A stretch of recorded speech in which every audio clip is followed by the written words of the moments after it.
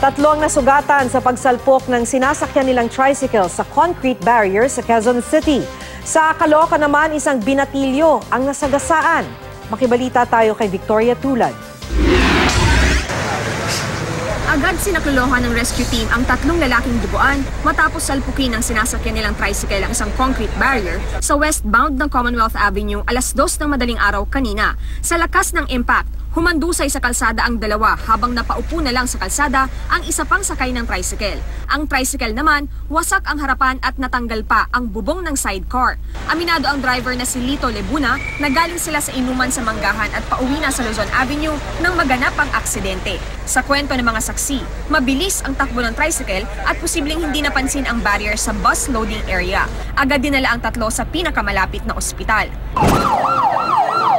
Nagtamo naman ng mga galos sa katawan ang 13 anyos na binatilyong ito matapos masagasaan ng motorsiklo sa Samson Road, Caloocan, pasado alas 10 kagabi. Ayon sa mga pulis, biglang tumawid sa kalsada ang binatilyo sa halip na gamitin ang footbridge. Tila hindi rin daw niya pinansin ang nakalagay na babala na nagsasabing walang tawiran dito na kamamatay. Tumatakbo siya patawid. Yung motor, rush din yung motor, papunta naman doon. Ngayon, nasalpok yung bata. Siya tumumba. Pagtumba niya, nangisay pa yan. Kaya di namin ginalaw kasi mamaya may pilay. Nang tanungin namin ang biktima, wala naman daw masakit sa kanyang katawan at kaya naman niyang tumayo at magsalita. Hindi ko po alam na may sasakyan tumahataan.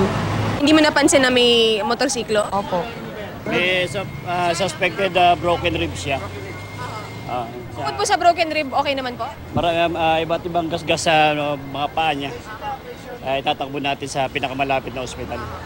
Depensa naman ng nakasagasa na isa palang pulis sa Navotas. Hindi na niya naiwasan ang binatilyo sa bilis ng mga pangyayari. Dahan-dahan lang po ako sir, ma'am kaya lang biglang tawid po talaga, mabilis po takbo niya eh.